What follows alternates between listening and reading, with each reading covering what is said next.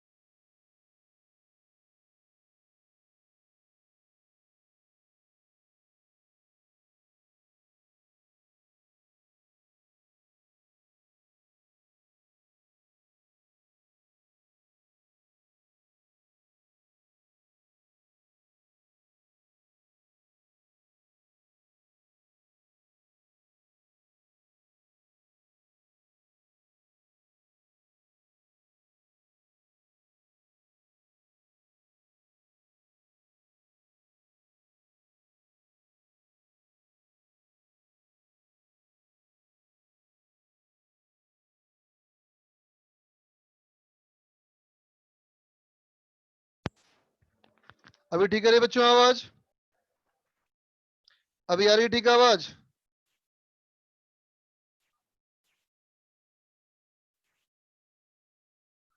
अभी ठीक आवाज आ रही है? ओके चलो ठीक है बच्चों, ये स्टार्ट करता हूं। इससे ही पढ़ाते हैं तुम लोग को आज। तो देखो बच्चों, अभी हम लोग का नेक्स्ट चैप्टर है ना। अच्छा तुम लोग का रिपीटर बेचना है यार, sorry sorry sorry sorry sorry बच्चों। अभी तुम लोग का चैप्टर एएलएम नहीं होगा, है ना। अभी हमारा चैप्टर स्टार्ट होना है बेटा। क्या अभी चैप्टर हम लोग का स्टार्ट होने वाला है ज्योमेट्रिकल ऑप्टिक्स। ठीक है बच्चों, अभी हमारा चैप्टर जो स्टार्ट हो रहा है काइनेमेटिक्स के बाद, ये है ज्योमेट्रिकल ऑप्टिक्स बच्चा। ज्योमेट्रिकल ऑप्टिक्स के बाद आएगा एलएम फ्रिक्शन, उसके बाद आएगा क्या, बोलो क्या आएगा उसके बाद, इलेक्ट्रोस्टैटिक्स। ठीक है बच्चों, तो चलो देखो, अभी हमारा ज्योमेट्रिकल ऑप्टिक्स चैप्टर जो है ना, बच्चे बोल रहे ऐसा क्यों अब ऐसा ही बना हुआ है तुम्हारा प्लानर बेटा। प्लानर में रिपीटर के बच्चों को 11th और 12th के चैप्टर मिक्स करके पढ़ाए जाते हैं, है ना। 11th के बच्चे अगर होते तभी हम लोग एलएम स्टार्ट करते, है ना। एलएम होगा बेटा ऑप्टिक्स के बाद। तो चलो बच्चों ऑप्टिक्स की बात करेंगे, question discuss extra class. Extra class के लिए क्वेश्चन डिस्कस करूं,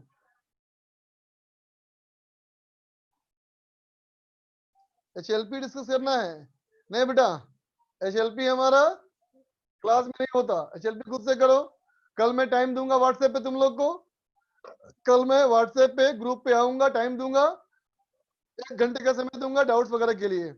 ठीक है बच्चों, 1 घंटे के लिए कल डाउट दूंगा तुम लोग को टाइम व्हाट्सएप पे। चलो बच्चों, अब चलो हम लोग पढ़ते हैं हमारा चैप्टर ज्योमेट्रिकल ऑप्टिक्स। तो बोलो बच्चों, ज्योमेट्रिकल ऑप्टिक्स चैप्टर किसके बारे में है, बता बेटा। What do we study in geometrical optics? The answer is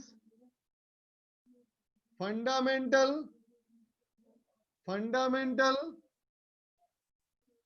behaviour of light, है ना बेटा। हम लोग लाइट के फंडामेंटल बिहेवियर के बारे में बात करते हैं, है ना बेटा। हम लोग इस बारे में कोई बात नहीं करते कि लाइट पार्टिकल है या लाइट वेव है, लाइट क्या है, इसकी बात नहीं करेंगे, है ना बेटा। हम लोग क्या बात करेंगे, लाइट के fundamental behaviour, most basic properties. ठीक है, जैसे कि हम बात करेंगे बेटा लाइट के रेक्टिलिनियर प्रोपगेशन की, है ना बेटा। लाइट जो है हमेशा स्ट्रेट लाइन में चलता है बेटा, लाइट जो हमेशा है वो स्ट्रेट लाइन में चलता है, जब तक कि उसे रास्ते में कोई बाधा उत्पन्न ना हो जाए, है ना बेटा, तब तक वो स्ट्रेट लाइन से चलता रहेगा। ठीक है बेटा, और लाइट की स्पीड क्या है बच्चों, तो कहोगे लाइट की स्पीड सबसे ज्यादा मैक्सिमम किसमें होगी बेटा, वैक्यूम में होगी, है ना बच्चों। सबसे ज्यादा स्पीड वैक्यूम में कितनी, 3 इंटू 10⁸ मीटर पर सेकेंड, है ना बच्चों। तो देखो 3 इंटू 10⁸ मीटर पर सेकेंड का मतलब हो गया रे बच्चा 3 लाख किलोमीटर पर सेकेंड, समझ लो 3 लाख किलोमीटर पर सेकेंड, है ना।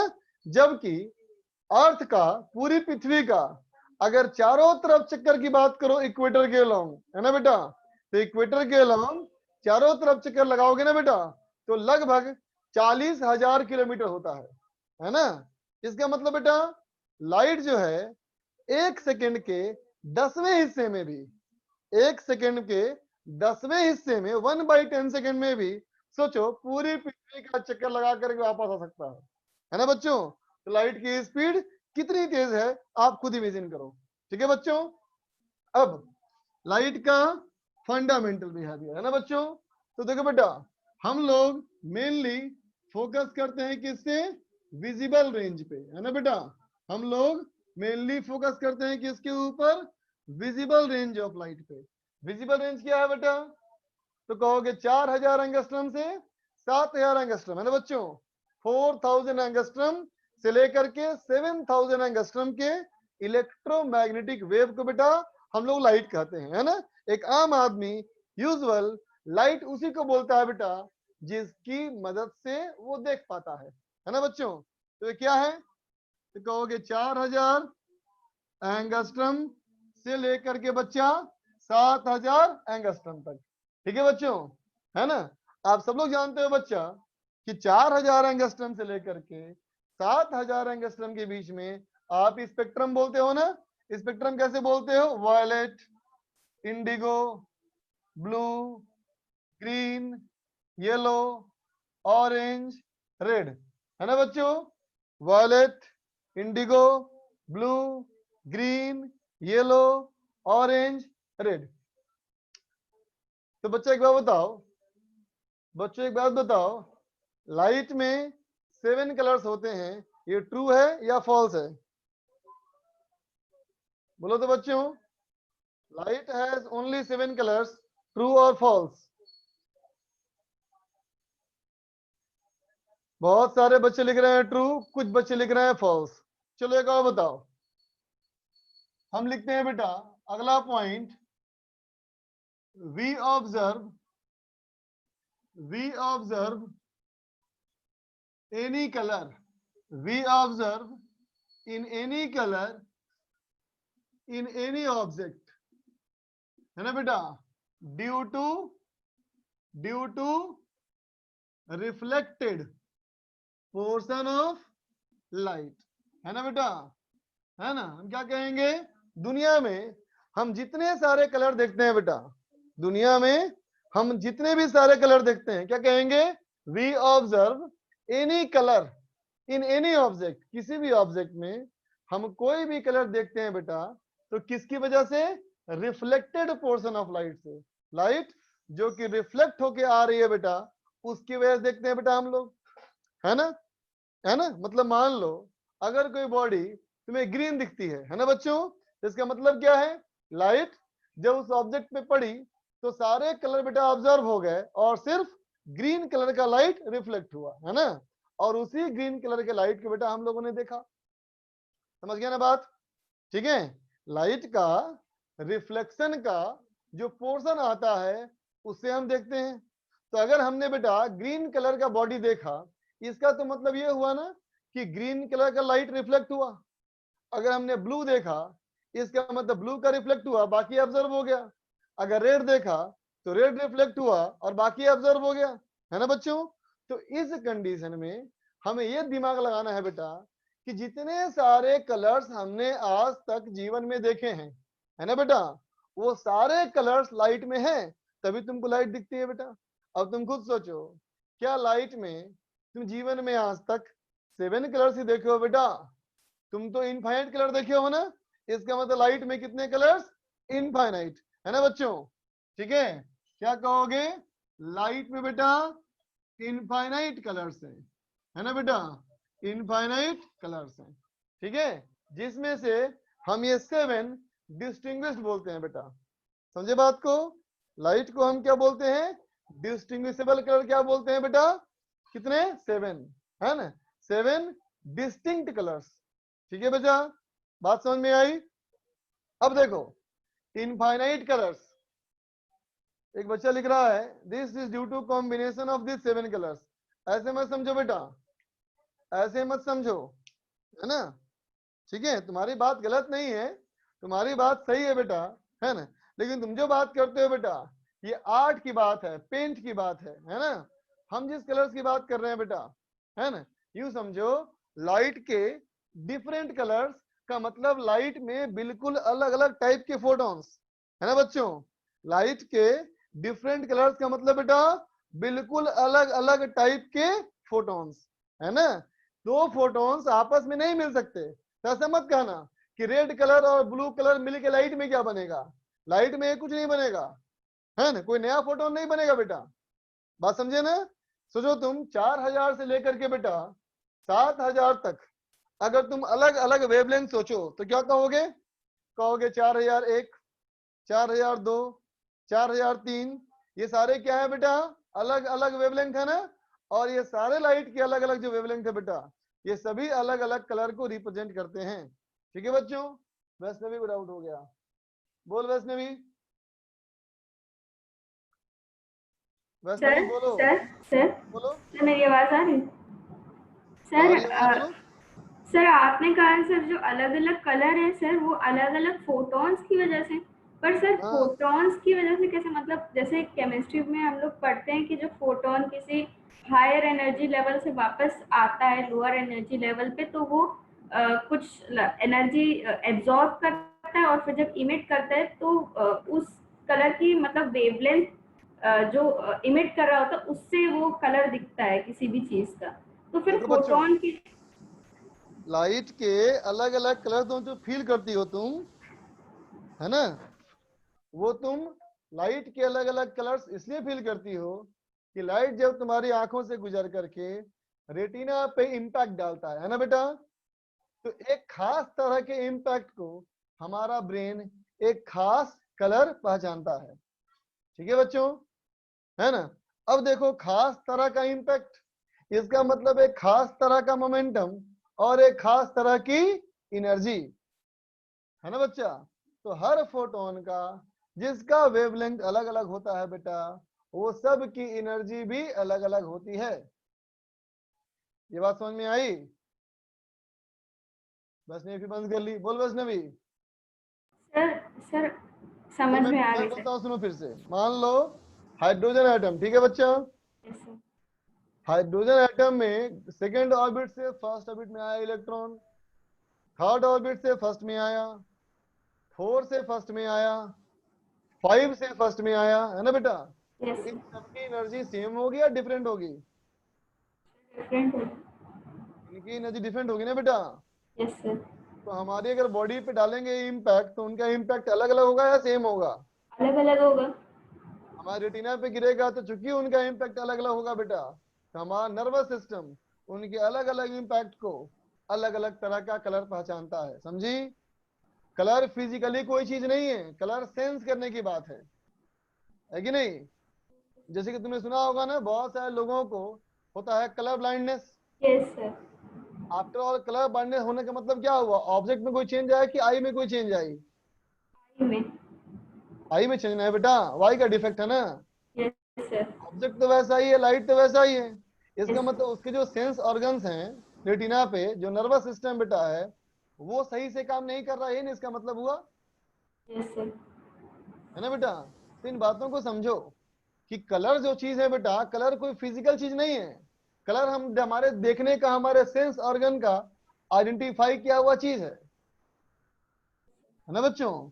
तो कलर जो हमारा सेंस ऑर्गन अलग अलग पहचानता है, वो अलग अलग तरह की टक्कर से पहचानता है।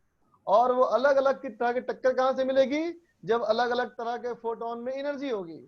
अलग अलग फोटोन का एनर्जी मतलब बेटा बिल्कुल डिफरेंट फोटोन्स, है ना। वो कभी भी एक से दूसरे में कन्वर्ट नहीं हो सकते, चाहे कुछ भी कर लिया जाए। ये बात दिमाग में गई? Yes sir. हाँ, याद रहे। 4000 एंगस्ट्रम से लेकर के अगर हम 7000 एंगस्ट्रम की बात करें, है ना बेटा, ठीक है, तो 4000 एंगस्ट्रम से लेकर के 7000 एंगस्ट्रम के बीच में इनफाइनाइट तरह के हो सकते हैं बेटा वेवलेंथ। 4001, 4002, 4003, ठीक है बच्चा, है ना। 4001.1, 4002.2, ये सब क्या है? अलग अलग है। ठीक है बच्चा। और चलो, और एक पॉइंट बोलो बच्चों, कलर्स किस पे डिपेंड करता है? वेवलेंथ पे या फ्रीक्वेंसी पे? बोलो बच्चों, कलर्स किस पे डिपेंड करता है? कुछ बच्चा लिख रहा है फ्रीक्वेंसी, कुछ लग रहा है वेवलेंथ, कुछ लग रहा है, कुछ लिख रहा है दोनों पर। तो देखो बच्चों, दुनिया में चाहे जितने भी सारी वेव्स हैं, सारी वेव्स एक सर्कुलर रूल को फॉलो करती है ना बेटा। क्या? v equal to f lambda, है ना बेटा। v क्या है? Velocity of wave. f क्या है? Frequency of wave. लैम्डा क्या है? Wavelength of wave. ठीक है बच्चों, अब सुनो ध्यान से। देखो बच्चा, मीडियम में, हर मीडियम में लाइट की वेलोसिटी अलग अलग होती है बच्चों, है ना। हर मीडियम में लाइट की वेलोसिटी अलग अलग होती है। क्लियर बच्चा? तो हर मीडियम में लाइट की वेलोसिटी अगर अलग अलग हो गई, इसका मतलब हर मीडियम में ये फ्रीक्वेंसी इनटू वेवलेंथ अलग अलग होगा, है ना बच्चा। तो अब सोचो, इमेजिन करो बच्चा, फ्रीक्वेंसी क्या है?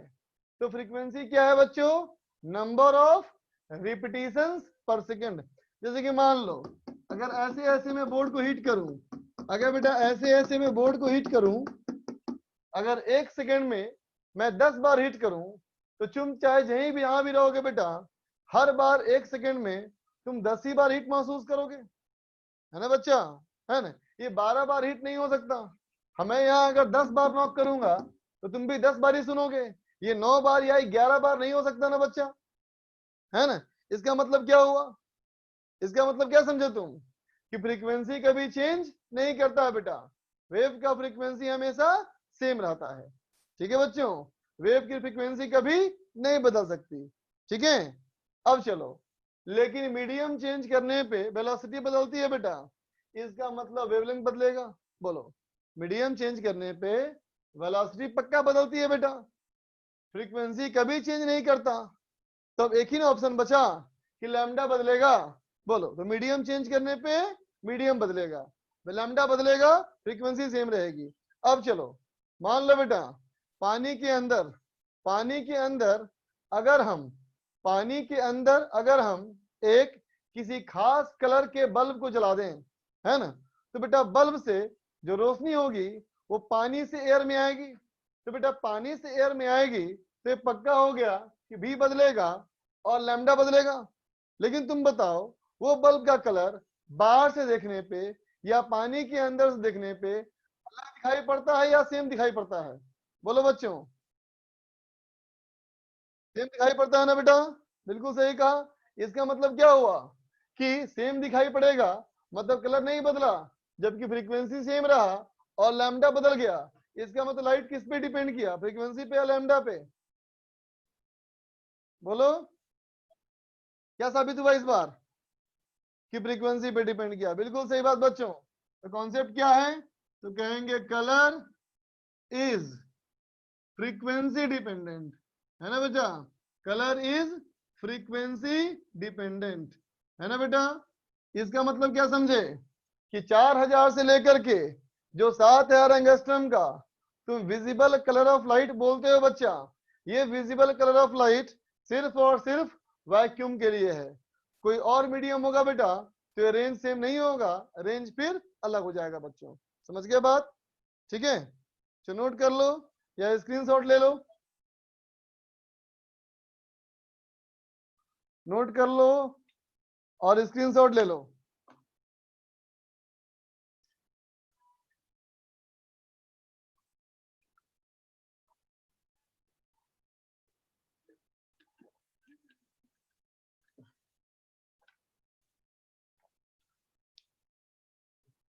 निहाल गुप्ता क्या कर रहा है तुम? निहाल गुप्ता, कैमरे को ढक दिया हाथ से, ऑफ कर ले कैमरा, नहीं दिखाना चाहता है तो।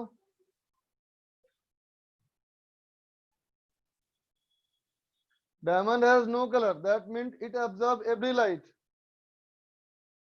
Diamond has no colour, that means it absorbs every light। नहीं बच्चा, ऐसे मत सोचो, जिससे कुछ भी रिफ्लेक्ट नहीं हुआ, है ना बच्चा, जिससे कुछ भी रिफ्लेक्ट नहीं हुआ वो ब्लैक दिखेगा बच्चा, है ना। No colour is black and all colour is white. अब चलो बच्चों आगे बढ़े। अब हम सबसे पहले स्टार्ट कर रहे हैं रिफ्लेक्शन ऑफ लाइट की बात करें।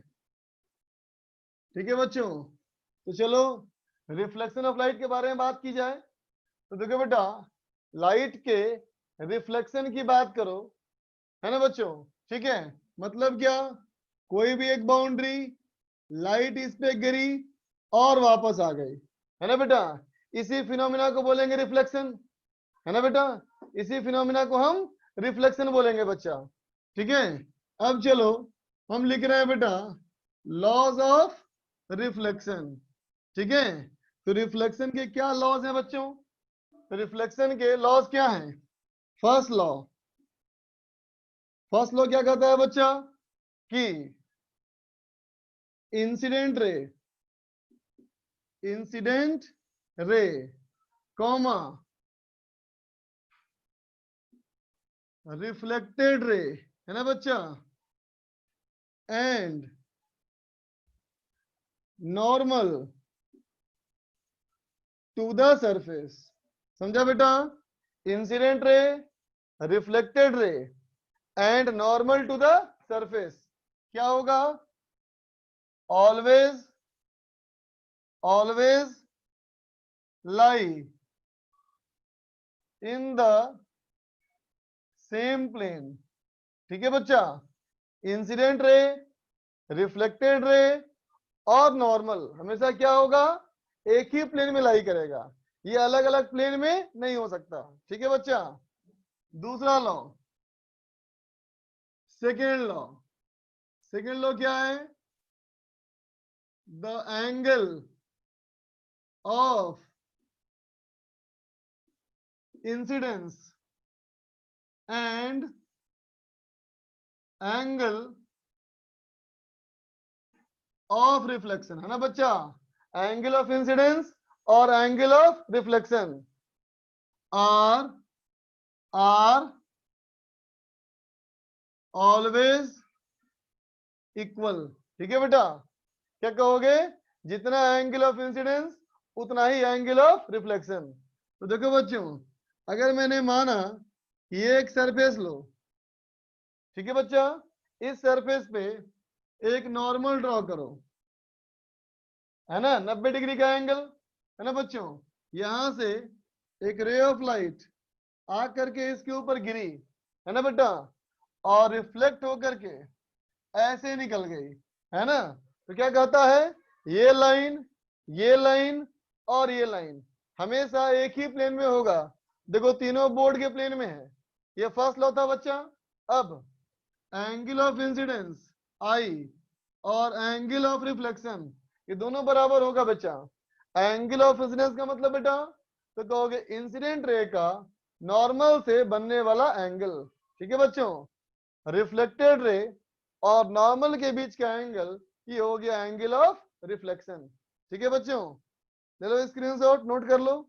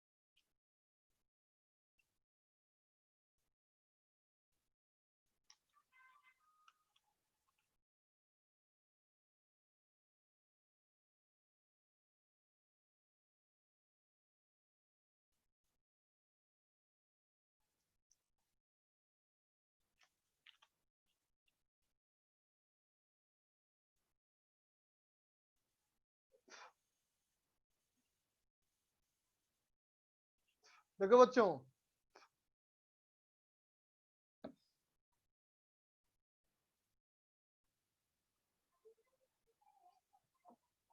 तो देखो बेटा,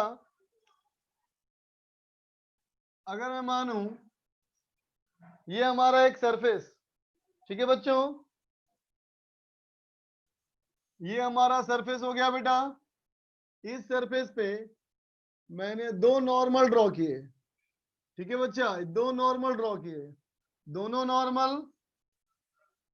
90 डिग्री एंगल बनाएगा बच्चा। यहां पे इस वाले पॉइंट पे एक रे ऑफ लाइट ऐसे आके गिरी, ठीक है, और दूसरे सरफेस पे भी एक रे ऑफ लाइट ऐसे आके गिरे। तो देखो बेटा, अभी मैंने क्या लिया, दोनों इंसिडेंट रे एक दूसरे के हैं पैरेलल, है ना बच्चा, ये दोनों इंसिडेंट रे एक दूसरे के हैं बेटा पैरेलल, है ना। तो इस रिफ्लेक्शन के रूल को फॉलो करते हुए इनका रिफ्लेक्टेड रे का एंगल अगर बराबर होगा बच्चा, है ना, तो महसूस करो कि ये दोनों रे भी क्या होंगी, पैरेलल होंगी, है ना। तो देखो बेटा, parallel ray incident and parallel रे रिफ्लेक्टेड, तो आने वाली रे और जाने वाली रे दोनों रेस बेटा बिल्कुल सेम नेचर की है ना। ठीक, तो इस तरह के रिफ्लेक्शन को हम बोलेंगे बेटा क्या, रेगुलर रिफ्लेक्शन। ये क्या है, रेगुलर रिफ्लेक्शन है ना। जैसे कि reflection from a mirror, reflection from A perfectly smooth surface है बच्चों, ठीक है। लेकिन अगर मैं कहूं कि इमेजिन करो बेटा एक ऐसा सरफेस, कर्व सरफेस, अब सोचो इस कर्व सरफेस से बेटा अगर हम दो रेस गिराएं, एक ऐसे रे गिराया बेटा मैंने और एक ऐसे रे गिराया मैंने, अब देखो ये दोनों रेस क्या है, एक दूसरे की है बेटा पैरेलल, है ना। इस वाले पॉइंट पे नॉर्मल ड्रॉ करो, इस वाले पॉइंट पे भी नॉर्मल ड्रॉ करो, तो महसूस करो इन दोनों का नॉर्मल जो होगा बेटा ये पैरेलल नहीं होगा, है ना। तो इसका एंगल अल्फा, तो इसका एंगल हो जाएगा बेटा बीटा, अलग हो जाएगा एंगल, है ना। तो देखो बेटा रिफ्लेक्शन के बाद जब रे ऑफ लाइट मूव करेंगे बेटा तो ये ऐसे निकल जाएंगी और ये ऐसे निकल जाएंगी, ये एंगल होगा बेटा बीटा और ये एंगल होगा अल्फा। तो अब बताओ रिफ्लेक्टेड रे पैरेलल है या नहीं, रिफ्लेक्टेड रेज पैरेलल हैं या नहीं है बच्चों, नहीं है ना बच्चा। जबकि यहाँ क्या था, पैरेलल था, यहाँ रिफ्लेक्टेड रे पैरेलल नहीं है बच्चा, है ना। इसलिए इस तरह के रिफ्लेक्शन को बोलते हैं बेटा क्या, डिफ्यूज रिफ्लेक्शन। क्या है ये है डिफ्यूज रिफ्लेक्शन, है ना। Reflection from A paper, reflection from A wall, है ना बेटा। लाइट जब भी किसी सरफेस से गिरेगी तो रिफ्लेक्शन होगा, है ना बेटा।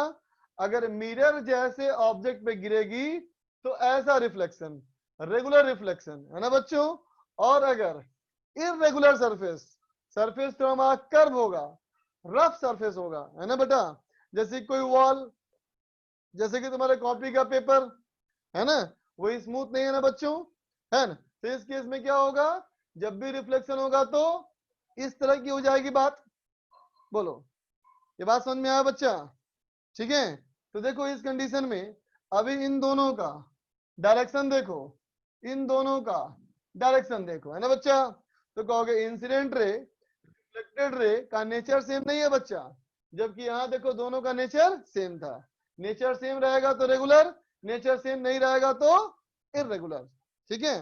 अगर पूछेगा कि इससे फर्क क्या पड़ा, तो देखो बच्चों जब तुम मिरर में देखते हो अपने ऑब्जेक्ट को, मिरर में अपने आप को देखते हो तो अपना इमेज देख पाते हो, है ना बच्चा। वजह क्या है, तो कहोगे जिस तरह की रे उसके ऊपर गिरती है उसी तरह की रे निकलती है बच्चा, है ना।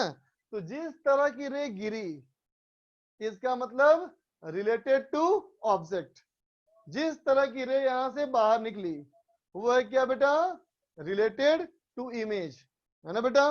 तो कहेंगे ऑब्जेक्ट और इमेज दोनों एक जैसा होता है बेटा, है ना, तो पहचानना आसान होता है ना। लेकिन यहाँ देखो ऑब्जेक्ट का नेचर कुछ और है, इमेज का नेचर कुछ और है ना।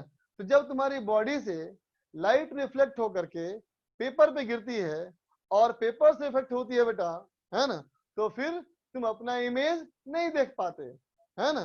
तो ये मत सोचना कि इमेज नहीं बनता है, इमेज फिर भी बनता है, लेकिन चूंकि उसका शेप अजीबोगरीब होता है जो हमारा दिमाग सेंस नहीं कर पाता, है ना बेटा। तो हम कहते हैं कि मिरर से हमें इमेज दिखा क्योंकि दोनों का नेचर सेम है, जबकि वॉल से, पेपर से, किसी बोर्ड से, टेबल से रिफ्लेक्शन जो हो रहा है उसमें ऑब्जेक्ट की रे की नेचर और इमेज की रे की नेचर एक जैसी नहीं होती, इसलिए पहचानना मुश्किल होता है बच्चा, ठीक है।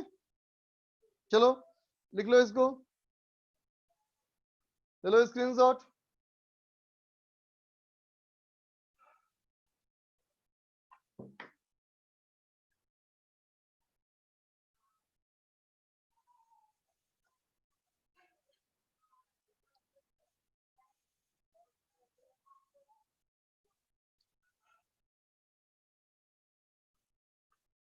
देखो बच्चों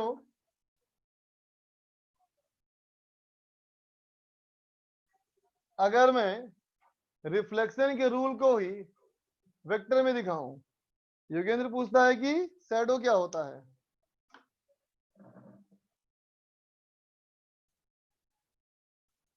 योगेंद्र, हेलो सर। हाँ बेटा। सर फिर शैडो में कौन सा रिफ्लेक्शन होता है? बेटा शैडो इज ऑब्स्ट्रक्शन ऑफ रे, शैडो का संबंध रिफ्लेक्शन से नहीं है।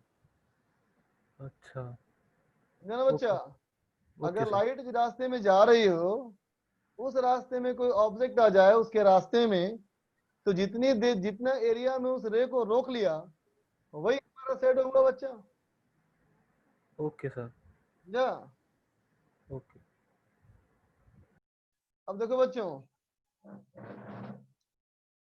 अब मैं बात करूं यही रिफ्लेक्शन के रूल्स को, यही रिफ्लेक्शन के रूल्स का देखो बेटा, अब मैं लिख रहा हूं वेक्टर रिप्रेजेंटेशन, मतलब वेक्टर के फॉर्म में रिफ्लेक्शन के रूल्स, रिफ्लेक्शन के रूल्स वेक्टर के फॉर्म में, है ना बच्चा?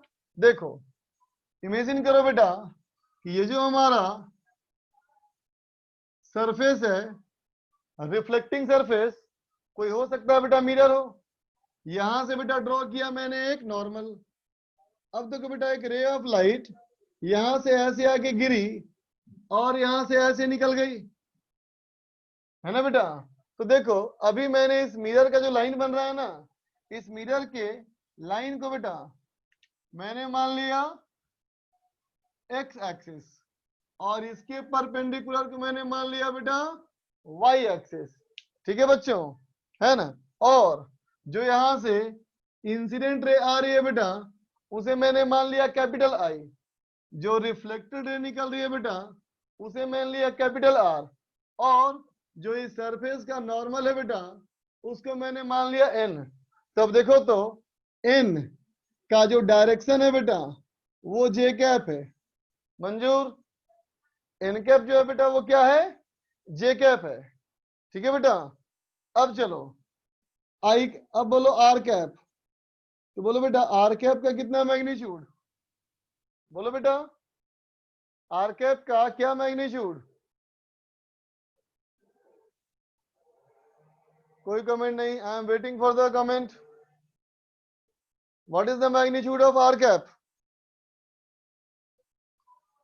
1 1 r cap is the unit vector, r cap is the unit vector in the direction of reflected ray।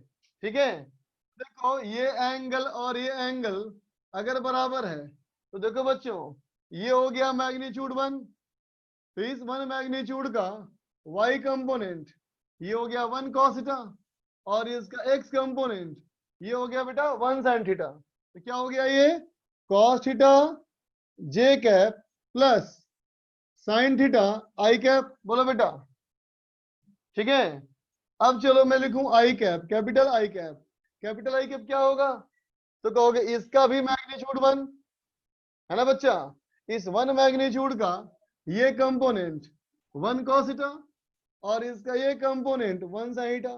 तो देखो बेटा 1 sin थीटा पॉजिटिव एक्स में आया और 1 sin थीटा नेगेटिव एक्स में आया, तो ये क्या है? ये हो गया बेटा minus cos theta J cap plus sine theta I cap. ठीक है बच्चों? ठीक है? अब चलो देखो मैं इसके अंदर पॉइंट्स बना रहा हूं, इंपॉर्टेंट पॉइंट्स, गौर करना। तो क्या दिखा बेटा आर कैप वाले में? क्या दिखा आई कैप में? कि देखो एक्स वाला कंपोनेंट सेम रह गया और वाई वाला कंपोनेंट उल्टा हो गया बेटा, है ना बच्चा? ये एक्स वाला कंपोनेंट सेम रह गया और वाई वाला कंपोनेंट उल्टा हो गया। एक्स क्या है? तो मिरर, और वाई क्या है? तो मिरर का नॉर्मल। ठीक है बच्चा? तो क्या बना कॉन्सेप्ट? तो कहोगे the component of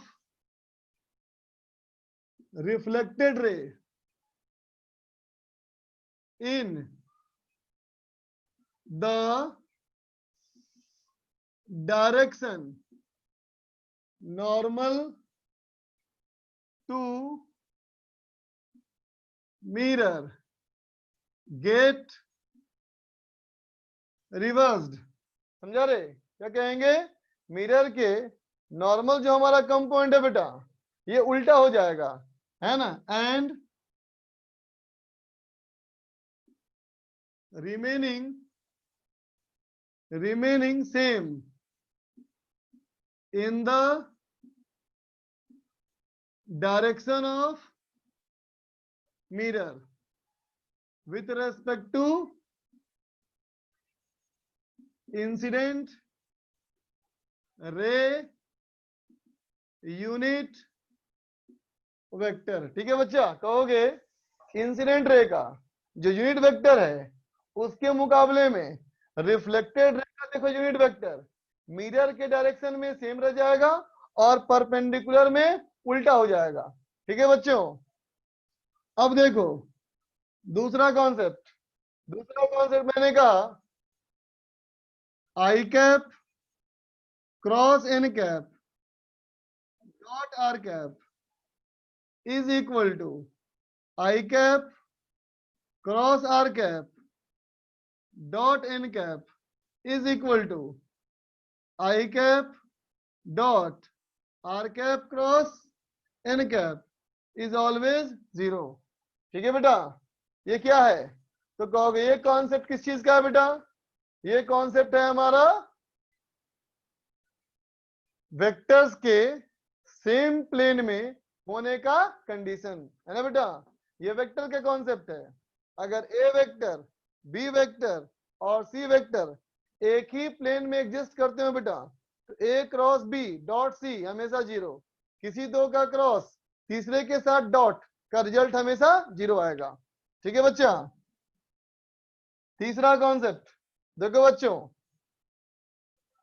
r cap is equal to I cap, r cap is equal to I cap. ठीक है, माइनस ऑफ नहीं plus of 2 of i cap dot N cap into n cap. रुक जाओ, check करने दो मुझे।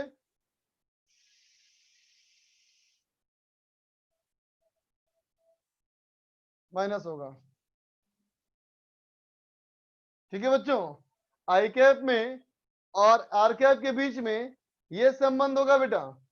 ठीक है, तीसरा concept i cap dot N cap plus n cap dot are cap is equal to 0। Vector में ये सारे संबंध होंगे, है ना बच्चा।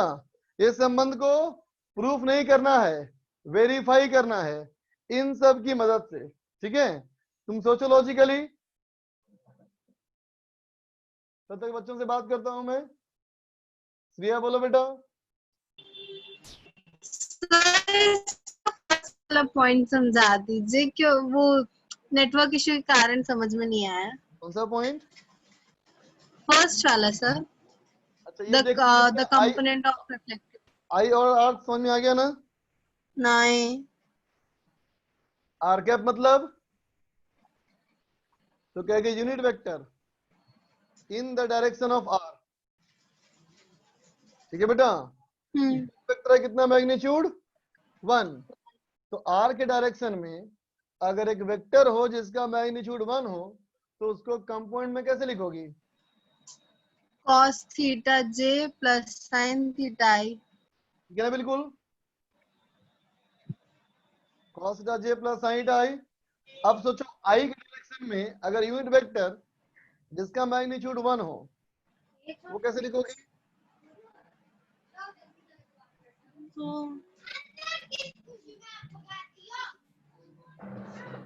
तो ये सर आई, नीचे की तरफ मैग्नीट्यूड 1।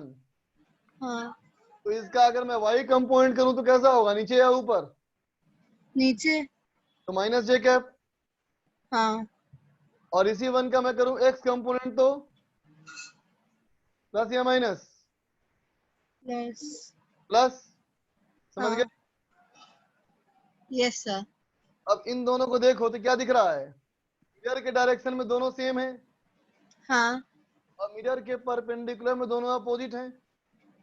हाँ ठीक है, यस सर। ओके बेटा।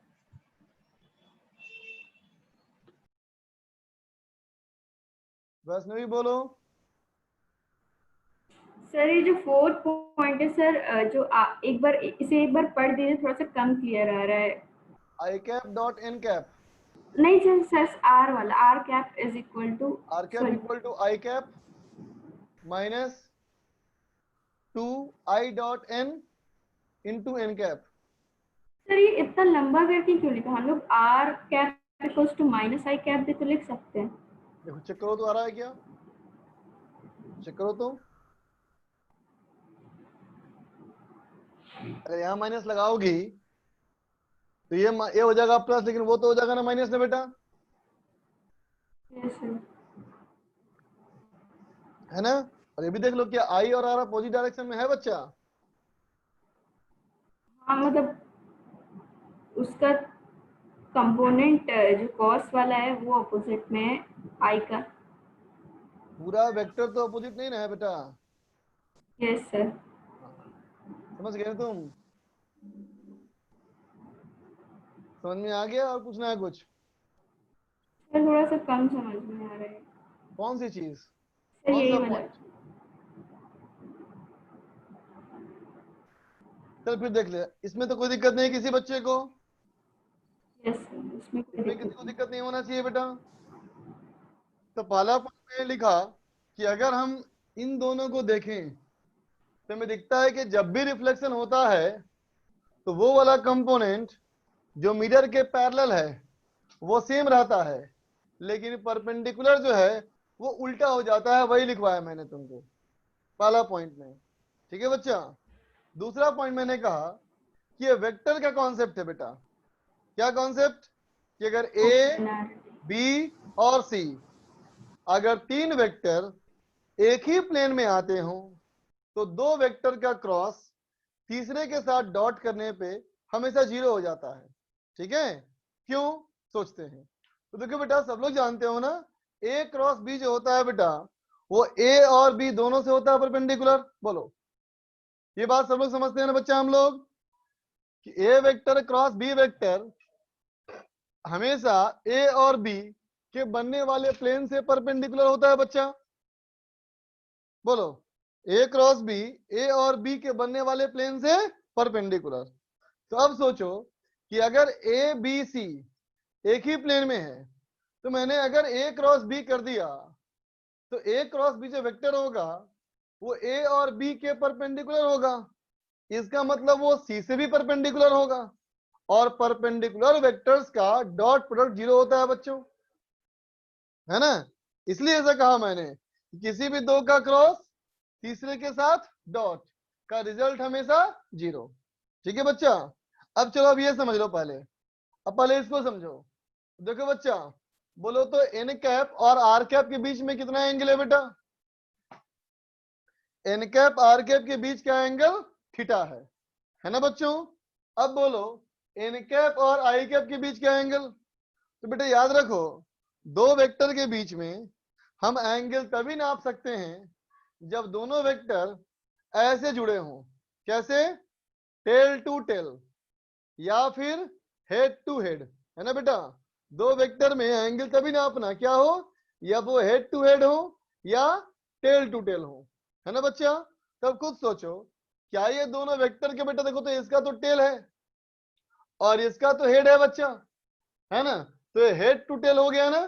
तो अभी हम बेटा इन दोनों के बीच का एंगल नहीं नाप सकते, है ना। अगर एंगल नापना है तो क्या करना पड़ेगा, इस वेक्टर को आगे एक्सटेंड करना पड़ेगा और बेटा हम ये एंगल नापेंगे, इस वेक्टर का एंगल नापेंगे बच्चा। तो कितना हो गया, ये 90 बेटा, और प्लस कितना हो गया, देखो यहां से ये एंगल थीटा, तो ये भी एंगल हमारा कितना बेटा, थीटा हो गया ना। तो देखो बेटा ये पूरा कितना है 180 और माइनस थीटा। इसका मतलब इन दोनों के बीच का एंगल, इन दोनों के बीच का एंगल 180 माइनस थीटा, इन दोनों के बीच का एंगल बेटा थीटा।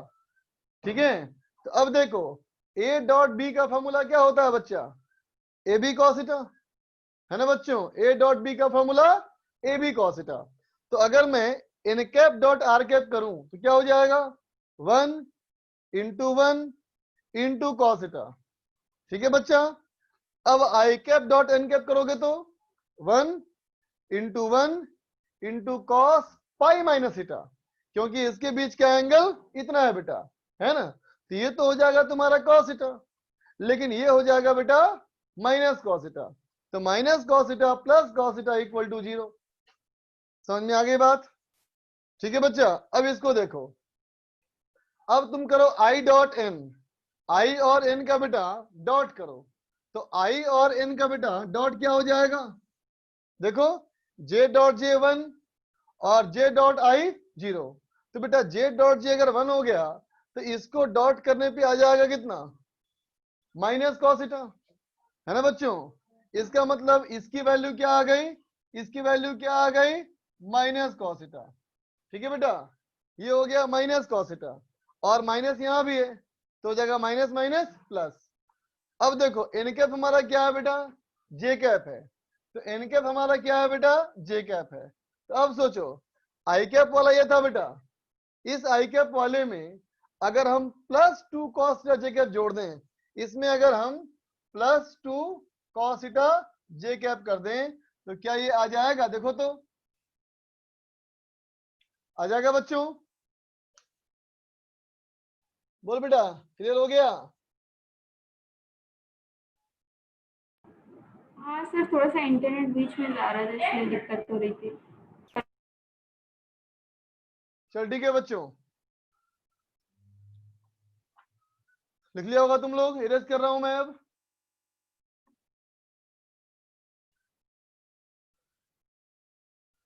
तो चलो बेटा, इसी पहले वाले कॉन्सेप्ट पे, इसी पहले वाले कॉन्सेप्ट पे क्वेश्चन दे रहा हूं।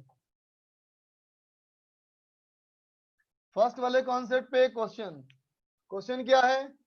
देखो क्वेश्चन है, there are 3 mutually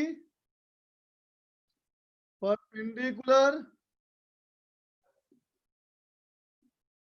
plane mirrors. क्या है बेटा? 3 मिरर्स हैं एक दूसरे के परपेंडिकुलर, जैसे कि तुम्हारी घर की 3 दीवार जो आपस में लगी हो।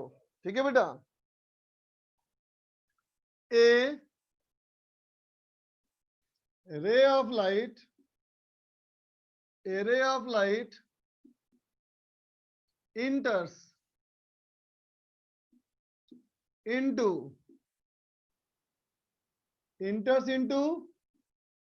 this system, एक रे ऑफ लाइट इस सिस्टम में इंटर किया एंड गेट रिफ्लेक्टेड, और क्या हुए? रिफ्लेक्ट हुआ, है ना बेटा? फ्रॉम ईच मिरर, हर एक मिरर से रिफ्लेक्ट हुआ, है ना बच्चा? कैसे? 1 बाई 1, एक एक करके सारे मिरर से रिफ्लेक्ट हुआ बच्चा, है ना? तो सवाल कहता है find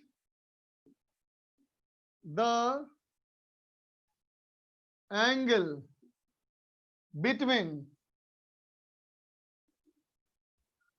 original and final emergent रे। ठीक है बेटा, कहता है जो रे आगे गिरी, जो रे बेटा आगे गिरी है और जो रे फाइनली बाहर निकली, उन दोनों के बीच का हमको एंगल निकालना है बच्चा। ठीक है, उन दोनों के बीच का हमें एंगल निकालना है। ठीक है, तो देखो बच्चों सॉल्व कैसे करेंगे इसको, देखो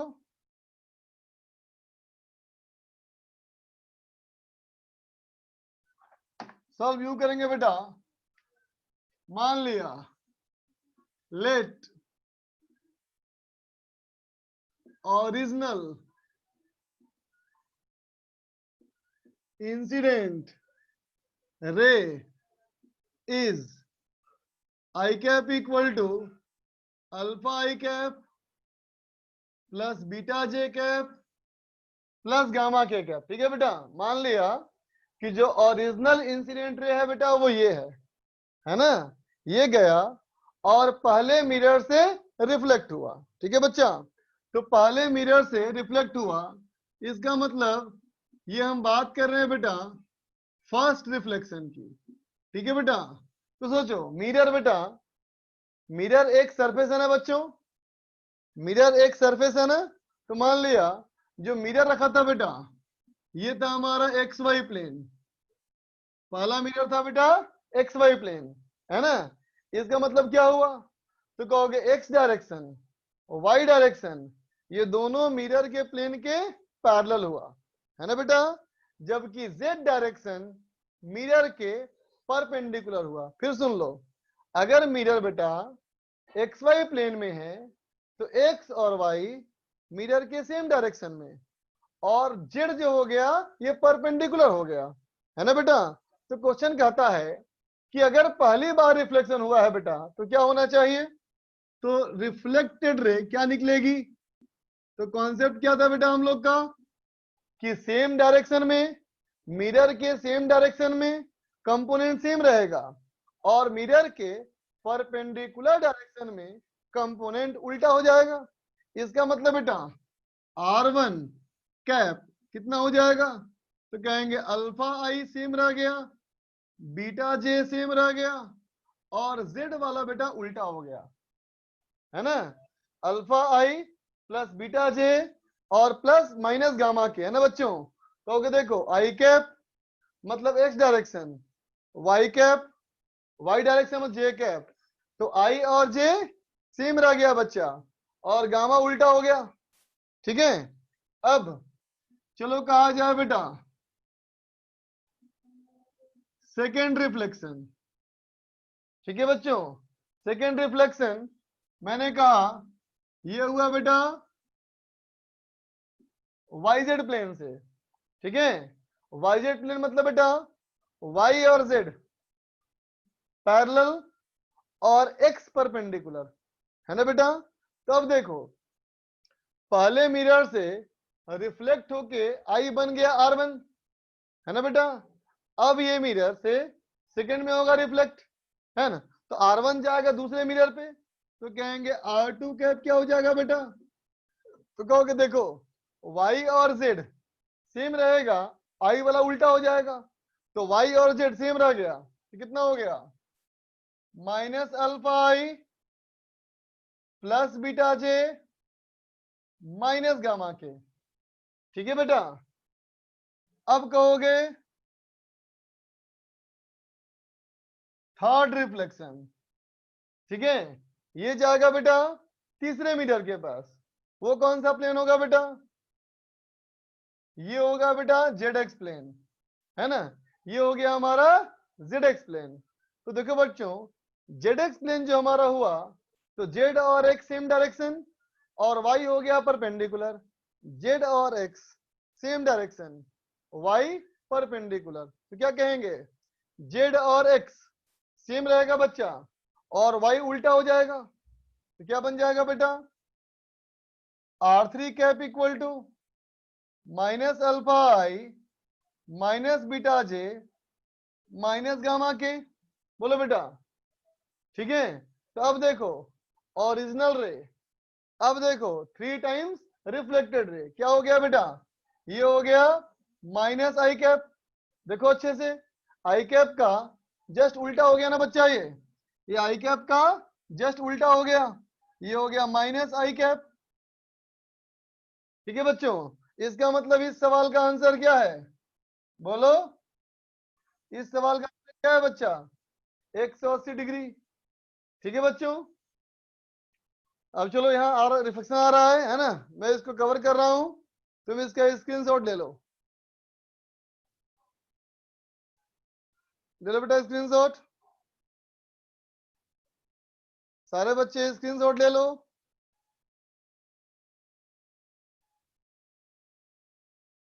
ठीक,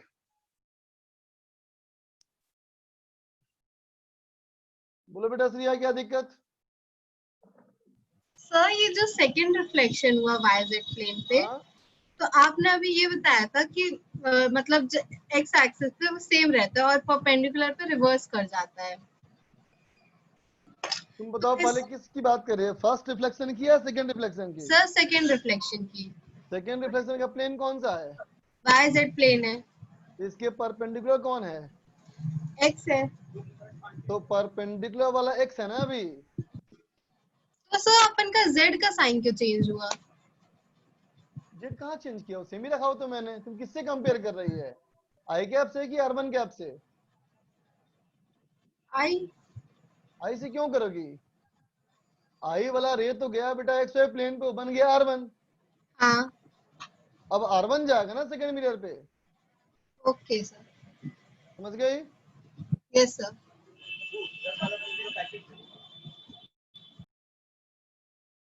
बोलो करण। सर सॉल्यूशन समझ नहीं आया इसका। कौन सा वाला पार्ट? सर पूरा ही नहीं समझ आया मुझे। अच्छा, इसमें कॉन्सेप्ट क्या इस्तेमाल किया बताओ? सर हमने इसका फर्स्ट लॉ ऑफ रिफ्लेक्शन लगाया था। क्या है बोलो? नहीं, सेकंड लॉ। क्या लगाया मैं, लो बताओ।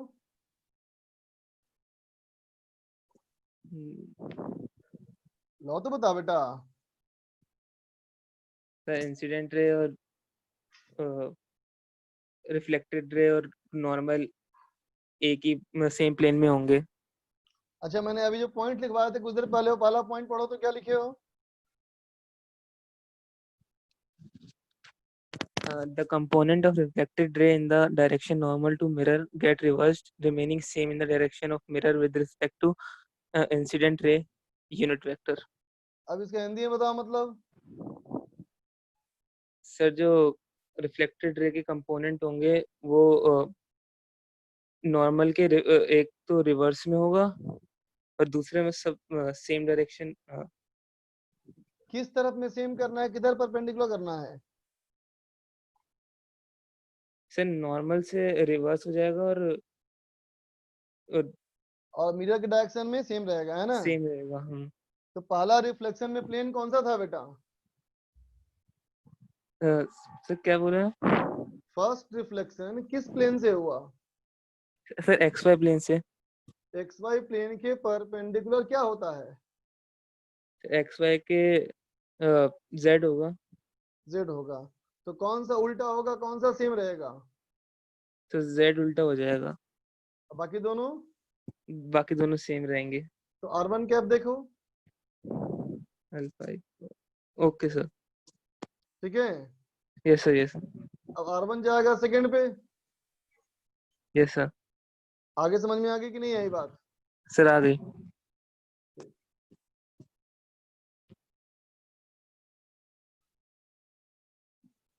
इसका कोई फॉर्मूला भी होता है क्या? होता शायद होगा बेटा, मुझे तो नहीं पता फॉर्मूला, मैं तो ऐसे ही करता हूँ बेटा।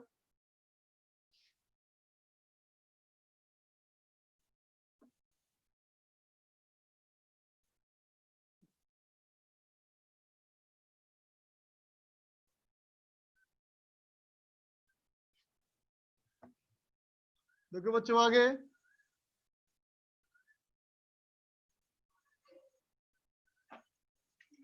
देखा जाए बेटा, angle of deviation, angle of deviation in reflection. जब कोई लाइट की सरफेस पर रिफ्लेक्ट होगी तो कितना डिविएट करेगी? तो देखो बच्चों, ये मान लिया मैंने एक सरफेस, और मानो बेटा इस मिरर पे एक रे ऑफ लाइट ऐसे आके गिरा, है ना बेटा? तो सोचो, अगर ये मिरर नहीं होता बेटा तो रे ऑफ लाइट यहां से स्ट्रेट निकल जाता आगे, है ना? लेकिन ऐसा होगा नहीं बेटा, क्योंकि यहां से होगा बेटा रिफ्लेक्शन, और रिफ्लेक्शन के बाद रे ऐसे निकल जाएगा, है ना? तो देखो बेटा, अगर ये नॉर्मल है, इसका मतलब जितना एंगल ये है बेटा उतना ही एंगल ये होना चाहिए, दोनों एंगल बराबर, है ना बच्चों? तो देखो बेटा, रास्ते जा रहा था उसको इधर, रिफ्लेक्शन की वजह से ऐसे मुड़ गया बेटा, इसका मतलब क्या कहेंगे कि ये डायरेक्शन में ऐसे घूम गया, ये हो गया क्या बेटा हमारा डेल्टा, है ना? यही हमारा है डिविएशन। तो डायग्राम में देखो बेटा और बोलो, एंगल ऑफ डिविएशन कितना हुआ बेटा? तो कहोगे एंगल ऑफ डिविएशन हुआ डेल्टा इक्वल टू, तो देखो बेटा पूरा एंगल हमारा पाई, इसमें से इन दोनों को माइनस कर लो, तो क्या होगा बेटा?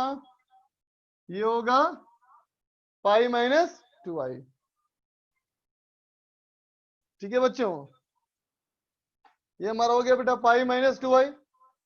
आगे देखो, अब मैं कहूं कि इसका डेल्टा और आई, देखो बच्चा डेल्टा और आई, डेल्टा और आई का बेटा अगर ग्राफ बनाओ, है ना, तो ये है बेटा वाई एक्सिस और ये है बेटा एक्स एक्सिस। तो एक्स और वाई का ग्राफ बनाओ तो वाई बराबर M X plus C, Y is equal to M X plus C. क्या बन जाएगा बेटा? स्ट्रेट लाइन ना, ऐसे बनेगा ना बेटा, यहाँ हमारा 0 और ये हमारा बेटा पाई बाई 2, बोलो, है ना। अब आई की वैल्यू पाई बाई 2 पुट कर दोगे तो डेल्टा 0 हो जाएगा बेटा, ठीक है। अब देखो बेटा, इसमें मैं देख रहा हूं स्पेशल केस। स्पेशल केस में फर्स्ट है बेटा नॉर्मल इंसिडेंस, ठीक है, फर्स्ट हमारा नॉर्मल इंसिडेंस। तो देखो बेटा, ये हमारा सरफेस, अगर नॉर्मली अगर रे आगे गिरी तो ऐसे लौट जाएगा वापस, है ना, जिस पाथ पे आएगा उसी पाथ पे लौट जाएगा बेटा। तो बोलो तो इसमें एंगल ऑफ इंसिडेंस कितना है, लिखो।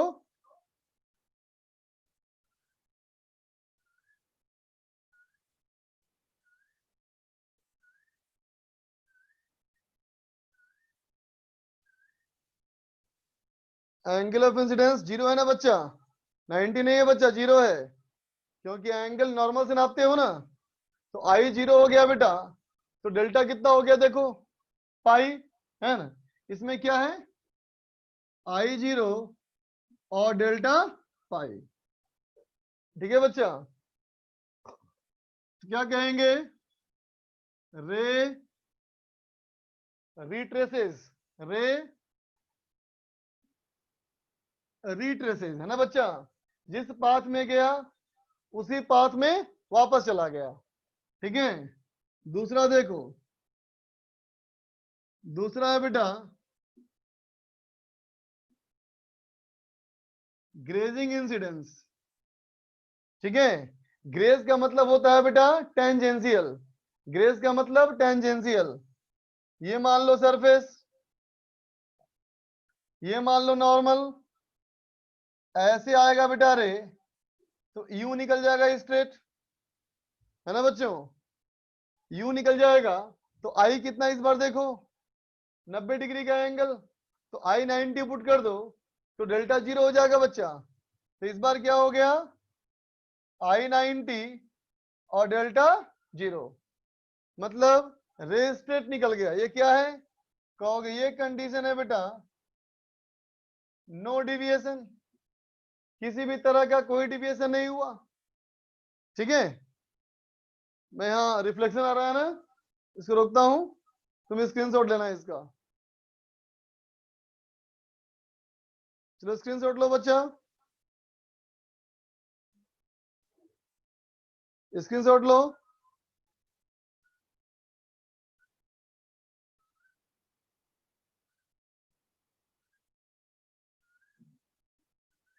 डिविएशन और रिफ्लेक्शन का ग्राफ समझ में नहीं आया, क्या दिक्कत बेटा?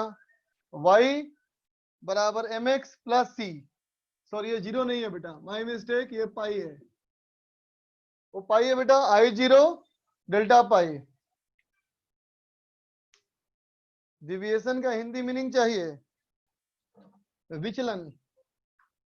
डिविएशन के बोलोगे विचलन।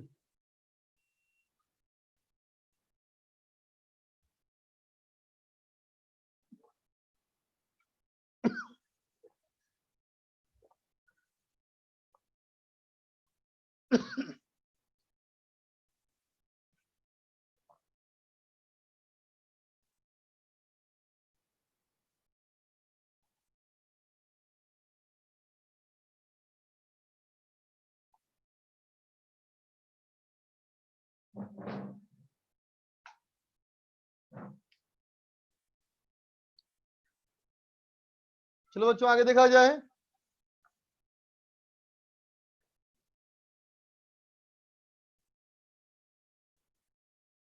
चलो क्वेश्चन करो।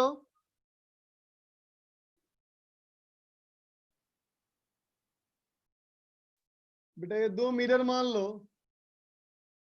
ये दो मिरर एक दूसरे से बेटा 60 डिग्री के एंगल पे हैं, ठीक है। यहां से एक रे ऑफ लाइट यूं आया बेटा 70 डिग्री के एंगल पे, ठीक है बेटा, है ना। तो सवाल है find net deviation, find net deviation after 2 successive reflection. बनाओ।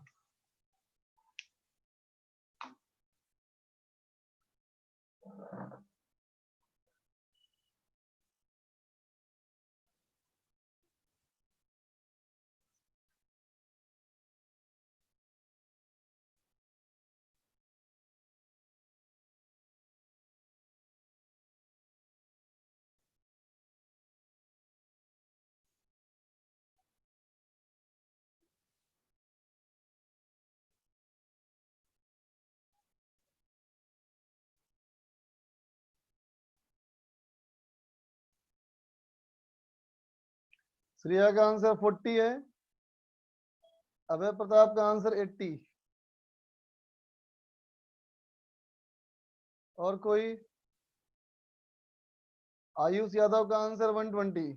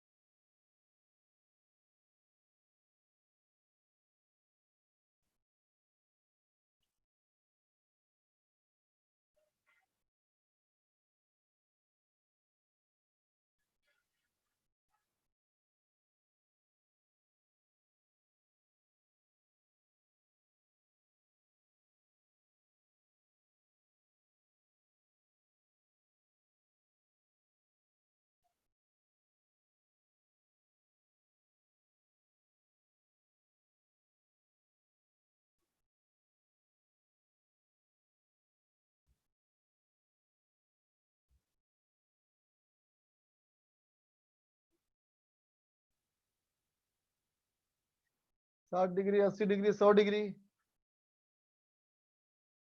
तो देखो तो बच्चा, अगर हम इस वाले की बात करें, फर्स्ट रिफ्लेक्शन, ये हमारा हुआ बेटा फर्स्ट रिफ्लेक्शन, है ना। तो देखो तो फर्स्ट रिफ्लेक्शन के लिए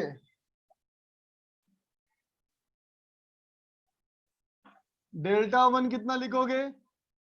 पाई माइनस 2i, तो हो गया बेटा 180 minus 2 into 70, that is equal to 40 degree, है ना बेटा। डायरेक्शन बताओ किधर? तो जाना था बेटा इस को इस तरफ, और इधर मुड़ गया, इधर मुड़ गया, मतलब ये हो गया बेटा क्लॉकवाइज। तो ये डिविएशन हो गया बेटा क्लॉकवाइज। अब चलो रे देखो, यहां से रे रिफ्लेक्ट होकर के इसके ऊपर गई बेटा, तो देखो ये हमारा हो जाएगा, ये हो जाएगा बेटा 70, है ना।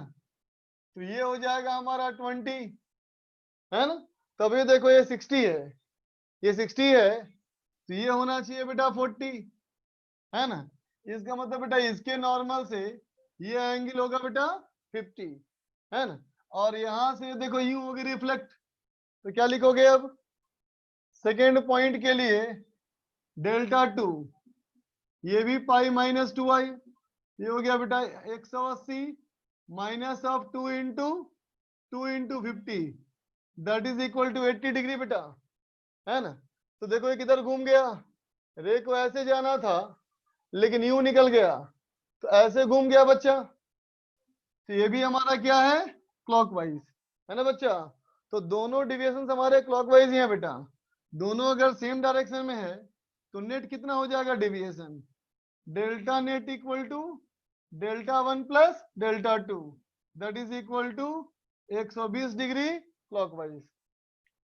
ठीक है बच्चों, यही हमारा आंसर है।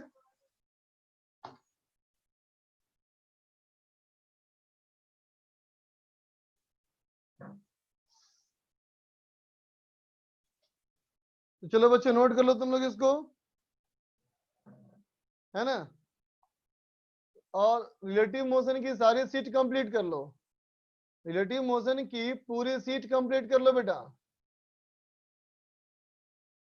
अभिषेक सिंह पूछा एंटी क्लॉकवाइज हुआ तो माइनस करेंगे, सही बात, अपोजिट डायरेक्शन होगा डिफरेंस, सेम डायरेक्शन होगा तो सम। जब बेटा रिलेटिव मोशन होमवर्क पूरा कंप्लीट कर लो, है ना बेटा, रिलेटिव मोशन पूरा कंप्लीट करना है। नेक्स्ट क्लास जब मंडे को होगी तो पहले मैं डिस्कस करूंगा फिर आगे पढ़ाऊंगा, मंडे वाली क्लास में पहले डिस्कशन फिर पढ़ेंगे, ठीक है बच्चों। और कल तुम लोग को मैं 1 घंटे का समय दूंगा व्हाट्सएप पे, कब समय दूंगा देखो, तुम लोग को दूंगा मैं समय 12 से लेकर के 1 PM, है ना बेटा, टुमारो ऑन व्हाट्सएप, है ना बेटा। कोशिश करना कि ज्यादा से ज्यादा डाउट इसी में निकल जाए ताकि पर्सनल लोड कम हो, ठीक है बच्चा, ठीक है, ध्यान रहे। व्हाट्सएप पे कल 1 घंटे रहेंगे बेटा हम, तुम्हारे डाउट बताएंगे व्हाट्सएप पे। तो चलो बच्चों अभी के लिए मीटिंग ओवर, बाय।